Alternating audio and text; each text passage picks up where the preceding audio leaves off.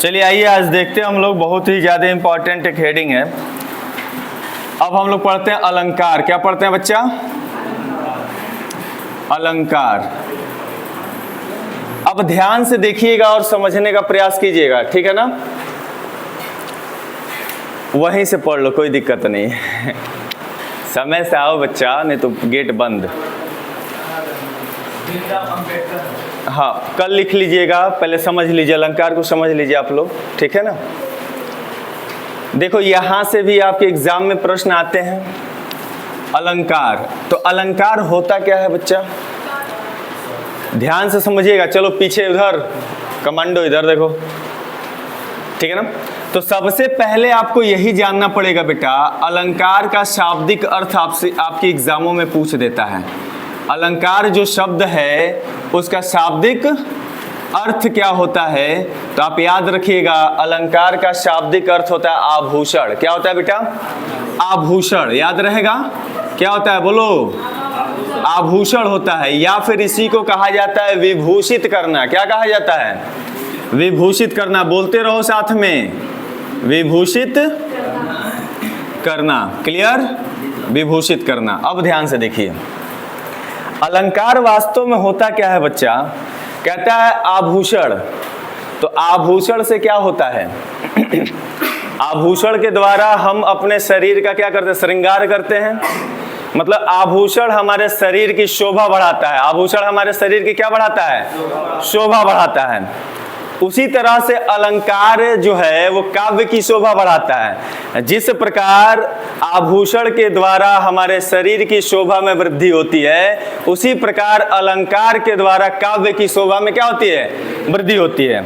और याद रखिएगा, जो अलंकार होता है ना, वो आपके वाक्य को प्रभावशाली बनाता है, आपके शब्दों को प्रभावशाली बनाता है।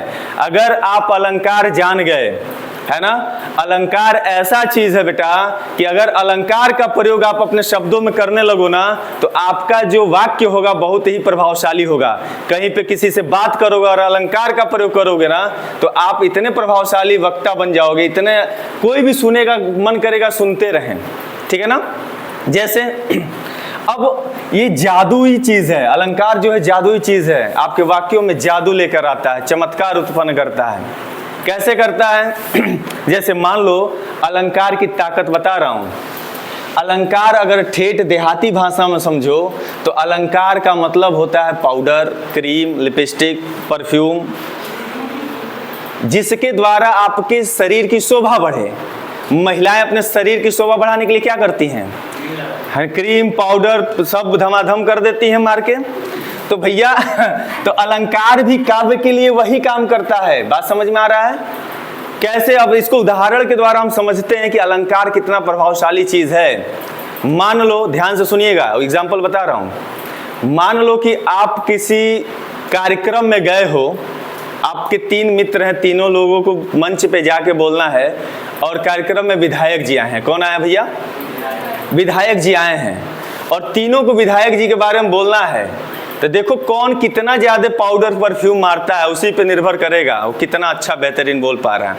तो जो बच्चा अलंकार पढ़ा होगा उसमें, या जो नहीं पढ़ा होगा उसमें, देखो क्या अंतर होता है। तो पहला बच्चा गया मंच से बोल रहा है कि विधायक जी बहुत अच्छे आदमी हैं। तो विधायक जी अच्छे आदमी हैं, सिंपल सी भाषा है, सबको हाँ हाँ ठीक है अच्छे आदमी है, ताली बजा दिया। दूसरे का नंबर आया, विधायक जी अच्छे आदमी हैं। अरे विधायक जी देवता जैसे हैं। अब देखो यहाँ पे भाषा बदल दिया। विधायक जी कैसे हैं? देवता जैसे हैं। कैसे बेटा? देवता जैसे हैं। तो अलंकार का प्रयोग कर दिया, उपमा अलंकार, तुलना कर दिया। किससे? विधायक की तुलना कर दिया देवता से। देवता जैसे हैं, थोड़ा उससे ज्यादा प्रभावशाली हुआ ना? तो ताली बजाए लोग, अरे देवता जैसे हैं हमारे विधायक जी।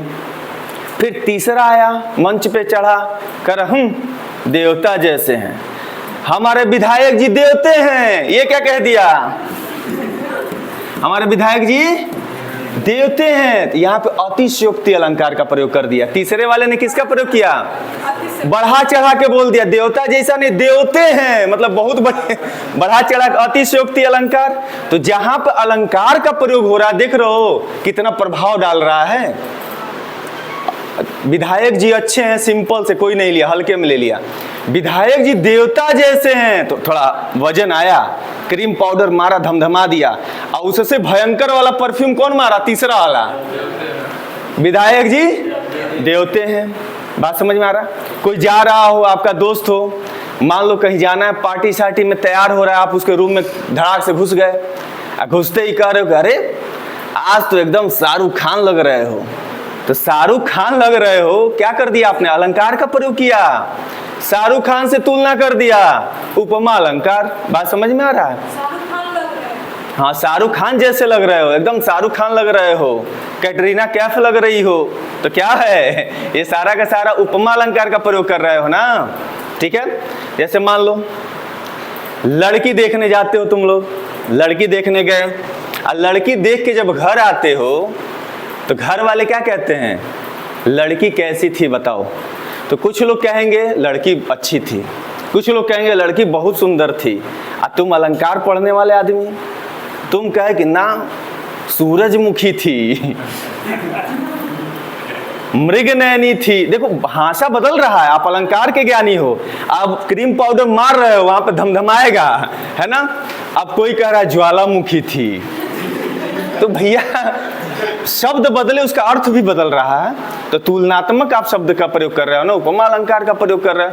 तो अलंकार का हमारे भाषा में बहुत ज्यादा महत्वपूर्ण स्थान है। अलंकार का प्रयोग करोगे तो आपका जो भाषा होगा प्रभावशाली होगा, निश्चित रूप से होगा।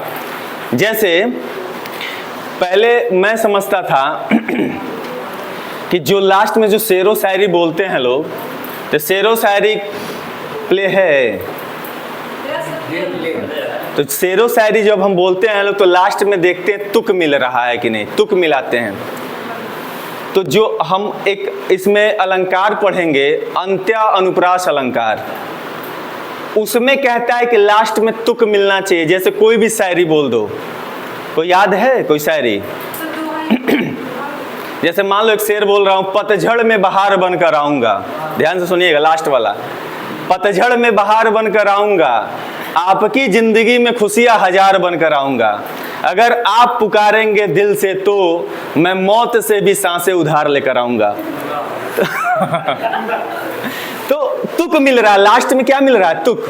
देखो, पतझड़ में बहार बनकर आऊंगा, लास्ट में भी सांसें उधार लेकर आऊंगा, तो तुक मिल रहा है ना लास्ट में।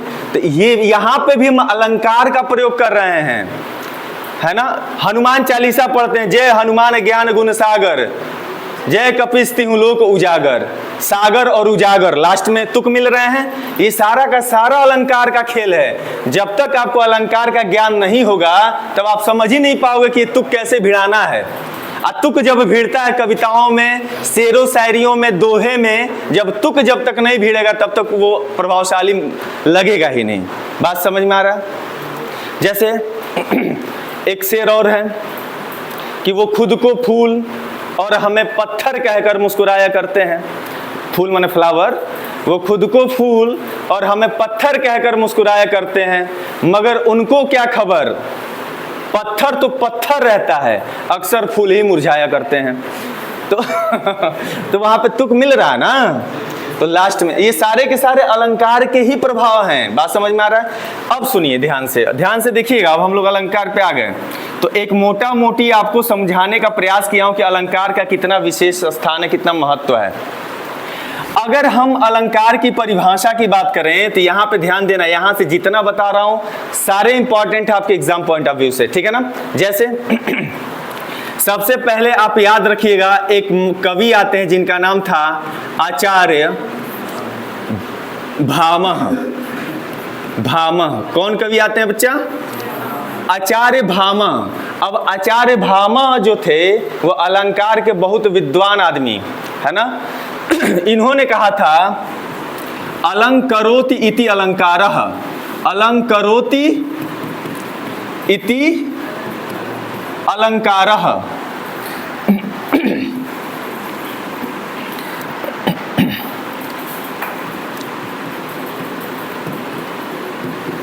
ध्यान से देखिएगा, ये लाइन बहुत इंपॉर्टेंट है। अलंकरोति इति अलंकारः ये शब्द ही दे दिया था एग्जाम में और पूछा था कि ये किसका कथन है, किसने कहा था? तो किसने कहा था भैया? आचार्य भामा ने कहा था कि अलंकरोति इति अलंकारः, इसका मतलब होता है अलंकृत करने वाला ही अलंकार कहलाता है। अलंकृत करने वाला ही अलंकार कहलाता है। या इसका अर्थ निकालो तो निकलेगा कि शोभा कारक पदार्थ ही अलंकार कहलाता है। इसका अर्थ क्या निकल के आता है? शोभा कारक पदार्थ ही, शोभा कारक पदार्थ को अलंकार कहते हैं, अलंकार कहते हैं। बात समझ में आ रहा है? तो ये किसके द्वारा समझ पा रहे हैं हम लोग? आचार्य भामा ने कहा था, है ना, जो अलंकृत करे वही अलंकार है। इसका मतलब हुआ जो अलंकृत करे, जो अलंकृत करे वही क्या है? वही अलंकार है। क्लियर हो रही बात?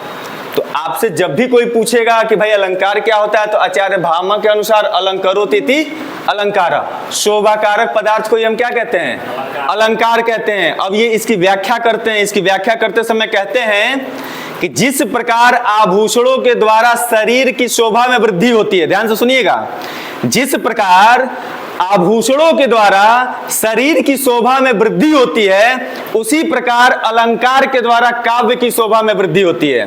किसकी शोभा बढ़ाता है ये? काव्य की शोभा। आभूषण हम पहनेंगे तो हमारे शरीर की शोभा बढ़ेगी, और कहता है जब काव्य में अलंकार का प्रयोग होगा तो काव्य की शोभा बढ़ेगी। बात समझ में आ रहा है? इसकी पूरी व्याख्या यही मिलती है बेटा कि जिस प्रकार, क्या बोलते रहो, जिस प्रकार आभूषणों से, आभूषणों द्वारा, जिस प्रकार आभूषणों के द्वारा शरीर की शोभा, शरीर की शोभा में वृद्धि होती है, शोभा में वृद्धि होती है, उसी प्रकार अलंकार से, अलंकार के द्वारा काव्य की शोभा में, शोभा में, काव्य की शोभा में वृद्धि होती है। कोई दिक्कत? कोई दिक्कत यहां पे नहीं है ना? चलिए अब सुनिए। अब एक और बात इन्होंने कहा था, है ना, इन्होंने एक और लाइन कह दिया था जो एग्जाम में पूछ दिया गया था। क्लियर है? इन्होंने क्या कहा था? इन्होंने कहा था कि अलंकार वाणी का श्रृंगार है। ध्यान से सुनिएगा, बहुत इंपॉर्टेंट लाइन है। इन्होंने क्या कहा था बच्चा? इन्होंने कहा था कि अलंकार, अलंकार वाणी का श्रृंगार है। वाणी का क्या है बेटा? श्रृंगार है। इसका मतलब क्या हुआ? जो हम भाषा बोलते हैं, तो भाषा एक होता है सड़क छाप टाइप का, तेरे को मेरे को, यहाँ आने का वहाँ जाने का, टपोरी लैंग्वेज, है ना। एक भाषा होती है सुव्यवस्थित, उसमें अलंकृत, अलंकार से एकदम सुसज्जित करके हम जब बोलते हैं तो हमारी भाषा प्रभावशाली होती है और सामने सुनने वाले को लगता है कि कितना विद्वान आदमी बोल रहा है, कितना पढ़ा लिखा आदमी बोल रहा है। बात समझ में आ रहा है? इसीलिए आचार्य भामा ने कहा था कि अलंकार वाणी का क्या है? श्रृंगार है। जैसे कि स्त्री आभूषणों के द्वारा अपने शरीर का श्रृंगार करती है, तब वो उसकी सुंदरता में चार चांद लग जाते हैं। उसी तरह से अगर हमें अपनी भाषा को सजाना है, अपनी भाषा का श्रृंगार करना है, तो किसका प्रयोग करेंगे? हम अलंकार रूपी आभूषण का प्रयोग करेंगे, तब हमारी भाषा जो है सुसज्जित रूप से जो है दिखाई देगी, सुंदर दिखेगी, सुंदर सुनाई देगी। बात समझ में आ रहा है? इसीलिए आचार्य भामा ने कहा था अलंकार वाणी का क्या है? श्रृंगार है। इतनी बात क्लियर हुई? अब सुनिए, आगे बढ़े। तो अब देखो, अलंकार के संबंध में बहुत सारे लोग आएंगे। एक महाकवि दंडी आएंगे। कौन आएंगे भैया? महाकवि दंडी। अब ध्यान से देखिएगा, ये सारे लोग इंपॉर्टेंट है। अब एक आएंगे महाकवि, महाकवि दंडी। क्या नाम है? बोलो। महाकवि दंडी। अब महाकवि दंडी के अनुसार महाकवि दंडी ने क्या कहा, अलंकार का परिभाषा कैसे दिया? इन्होंने कहा कि काव्य की शोभा बढ़ाने वाले तत्व को अलंकार कहते हैं। सिंपल सा डेफिनेशन है कि काव्य की शोभा बढ़ाने वाले तत्व को क्या कहते हैं? अलंकार कहते हैं। बहुत सिंपल। और ये भी पूछा जाता है एग्जाम में कि किसके द्वारा कहा गया था, तो महाकवि दंडी के द्वारा कहा गया। क्या कहा गया था बताओ तुम लोग जल्दी से? काव्य की शोभा बढ़ाने वाले, काव्य की शोभा बढ़ाने वाले तत्वों को अलंकार कहते हैं। अलंकार कहते हैं। बात समझ में आ रहा है? तो काव्य की शोभा जो बढ़ा दे वही क्या है? अलंकार है। ठीक है। एक और महापुरुष का नाम याद रखिएगा जहां से प्रश्न आता है भैया। अब वो कौन है भैया? ध्यान से देखिए। एक आते हैं जिनका नाम है आचार्य जयदेव। क्या नाम आता है भैया? आचार्य जयदेव। जयदेव की रचना के बारे में पूछता है आपके एग्जाम में। उन्होंने कौन सा रचना किया था? एक सुनोगे, गीत गोविंद। रचना का नाम क्या है? गीत गोविंद। जयदेव द्वारा लिखा गया था। उत्तर प्रदेश पीसीएस से लेके आपके वनडे एग्जामिनेशन तक पूछे गए ये सवाल कि गीत गोविंद के रचनाकार कौन थे। तो गीत गोविंद किसने लिखा? जयदेव ने लिखा। लेकिन हम यहाँ पर अलंकार के बारे में पढ़ रहे हैं। तो आइए, जयदेव ने क्या कहा? अलंकार से संबंधित कुछ जानकारी दिया था। तो आचार्य जयदेव, क्या पढ़ना हमें? आचार्य जयदेव। अब आचार्य जयदेव ने क्या कहा भैया? इन्होंने कहा कि अलंकार के बिना कविता उसी प्रकार है जैसे उष्णता के बिना अग्नि। ध्यान से सुनिएगा, बहुत प्रभावशाली बात इन्होंने कहा है। इन्होंने कहा कि अलंकार के बिना, घबराना नहीं, मैं समझा रहा हूं। इन्होंने कहा कि अलंकार के बिना, किसके बिना बेटा? अलंकार के बिना कविता उसी प्रकार है जैसे उष्णता के बिना अग्नि। उष्णता के बिना, सॉरी यहां पे छोटी की मात्रा दे दिया मैंने।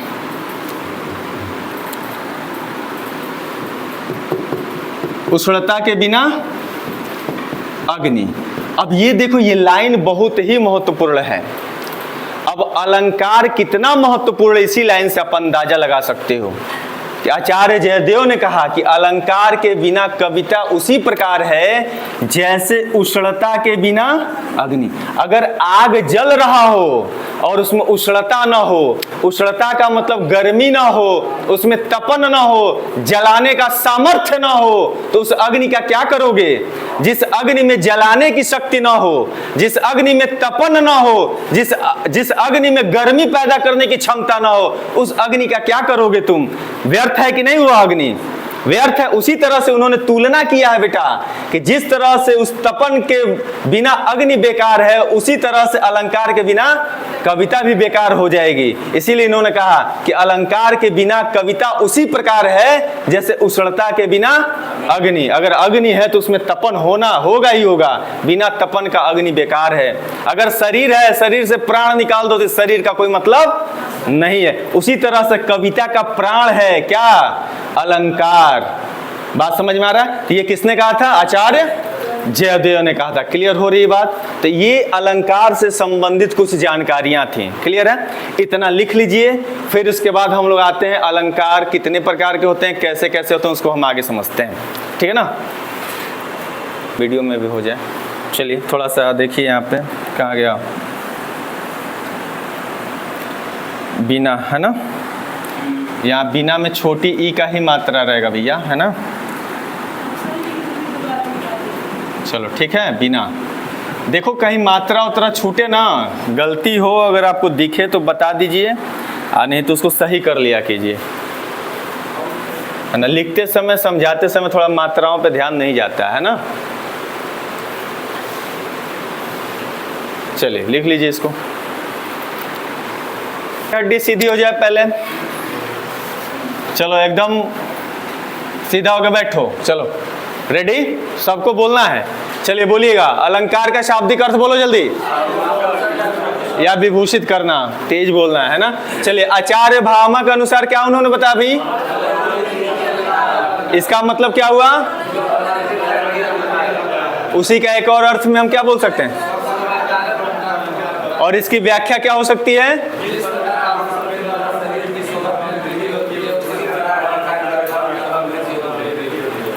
केवल इस टापू को पढ़ा रहा हूं, केवल इस टापू से आवाज आ रही है। इस टापू पे हाँ, यहाँ बाढ़ आ गया है, यहाँ सूखा पड़ गया है, तो भाई दोनों टापू मिल के बोलो ना, पूरा एकदम सुनामी ला दो, है ना। चलिए अगला, अब सबको बोलना है। चलिए, महाकवि दंडी ने क्या बोला था भैया? बहुत बढ़िया, आचार्य जयदेव के अनुसार। बहुत बढ़िया। अब आइए हम लोग आगे बढ़ते हैं। अब कहता है बेटा, ध्यान से देखना यहां से। अब कहता है कि जो अलंकार होता है ना बच्चा, अलंकार, अलंकार कितने प्रकार का होता है? तो आप याद रखिएगा, अलंकार कितने प्रकार का होता है? 3 प्रकार का होता है। वैसे 2 ही प्रकार हमें पढ़ने हैं, 2 ही प्रकार का होता है, लेकिन 3 प्रकार का होता है। 3 जानते रहो, ठीक है, जानकारी के लिए।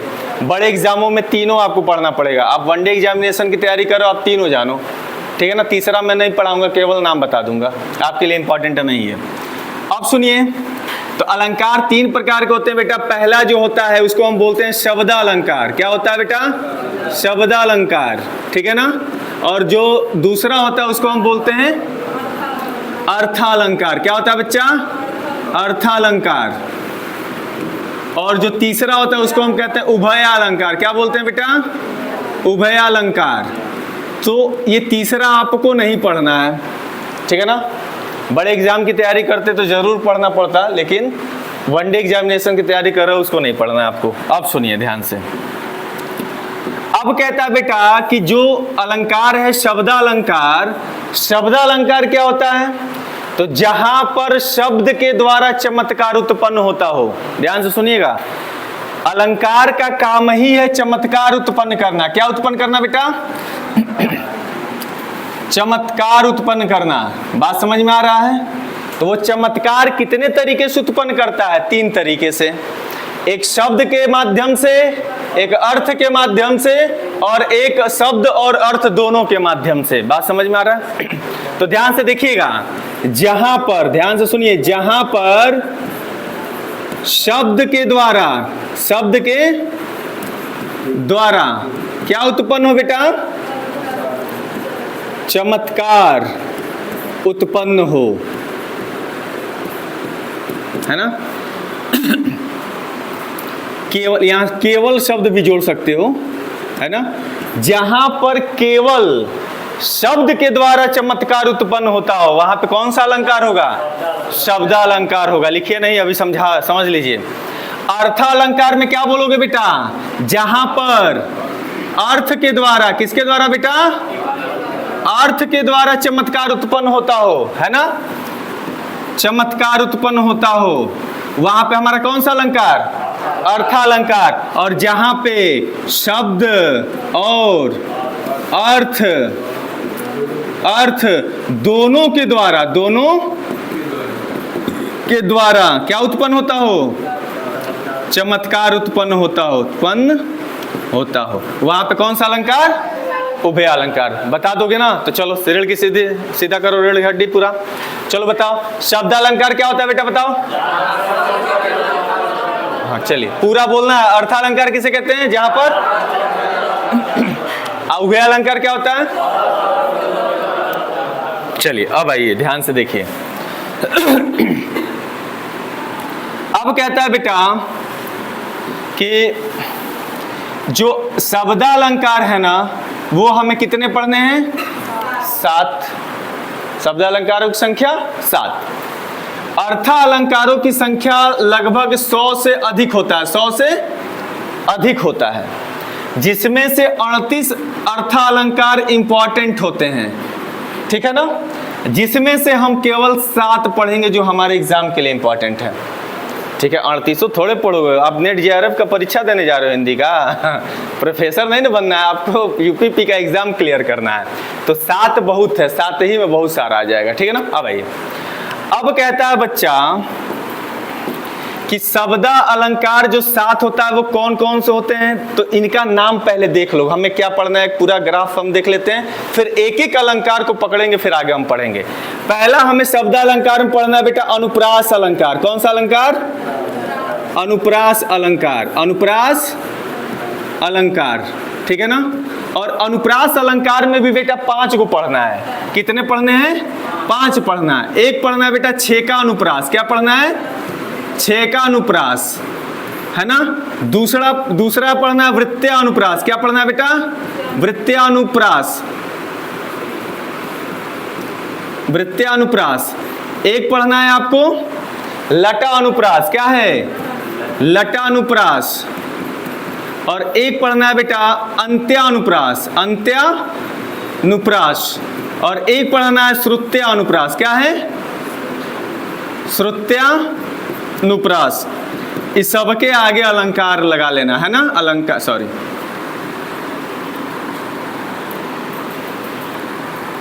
अलंकार, ठीक है ना। ये सबके आगे अलंकार है।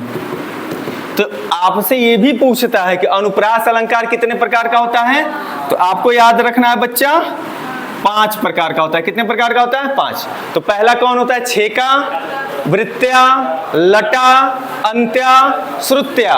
क्लियर है? इन 5 को हम लोग पढ़ेंगे, घबराना नहीं है, सब पढ़ाऊंगा। क्लियर है?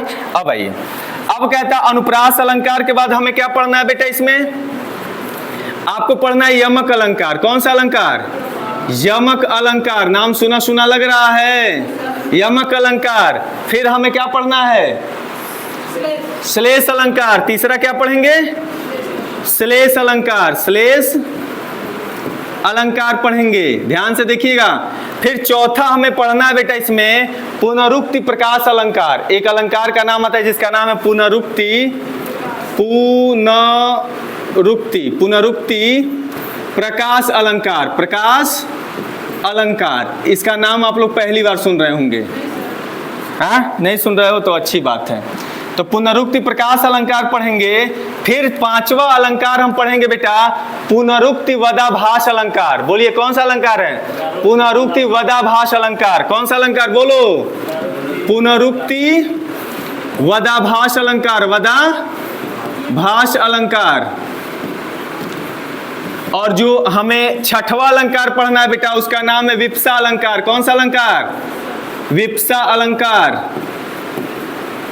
और जो 7वां अलंकार हमें पढ़ना है उसका नाम है वक्रोक्ति अलंकार। कौन सा अलंकार? वक्रोक्ति अलंकार। तो इस तरह से हम 7 अलंकारों को एक एक करके पूरा डिटेल भी पढ़ने वाले हैं।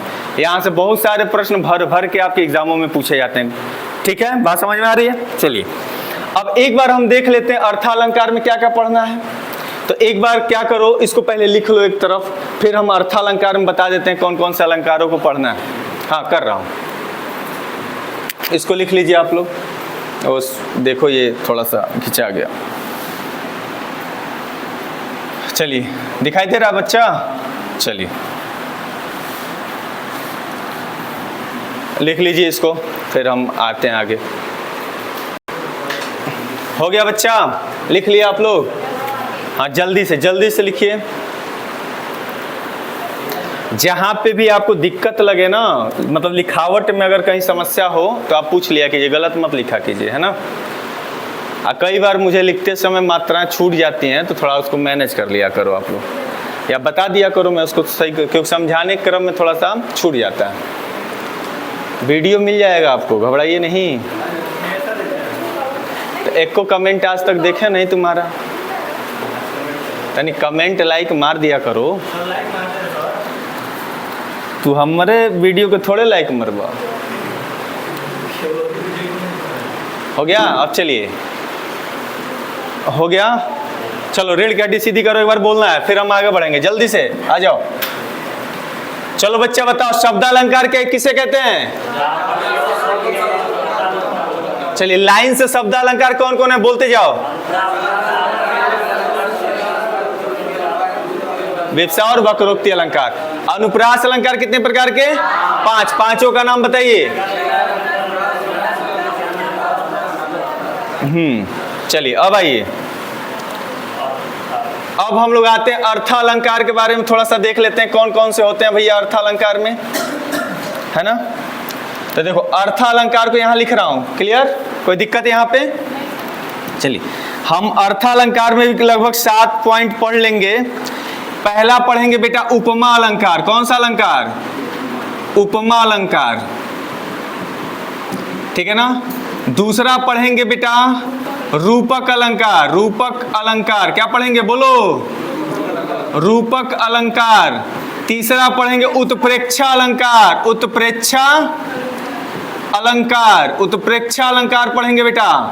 फिर ध्यान से देखो चौथा अलंकार आता है अतिशयोक्ति अलंकार पढ़ेंगे। अतिशयोक्ति अलंकार, शयोक्ति अलंकार, अलंकार, ठीक है ना।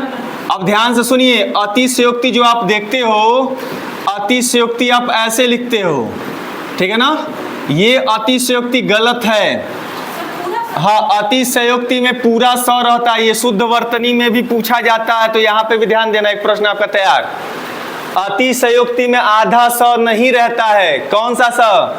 पूरा स रहता है, ठीक है ना। आधा स लिख दोगे आप, वर्तनी शुद्धि में दे देगा एग्जाम में, गलत करके आओगे। तो याद रखते रहो अतिशयोक्ति ऐसे लिखा जाता है, ठीक है ना।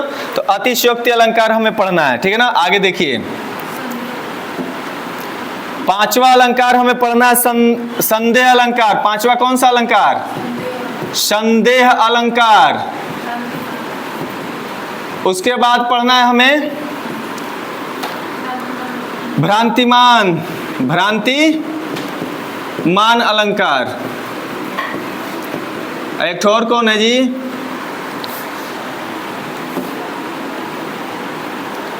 एक और पढ़ना है, सातवां। क्या पढ़ना है?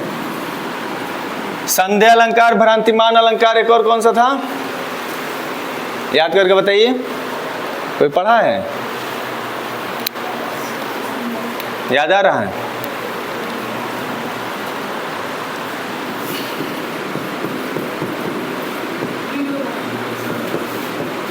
विरोधाभास अलंकार।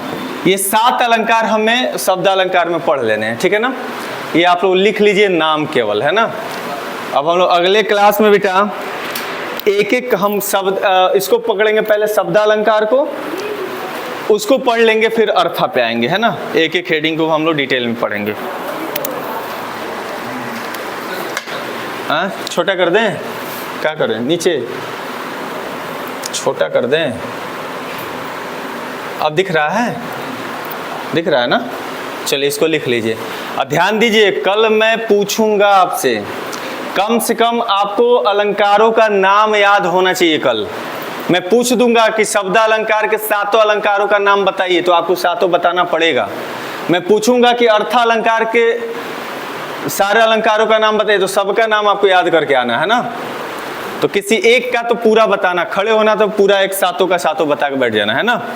तो कल देखता हूँ कितने लोग महारथी हैं, याद करके आते हैं। चलिए।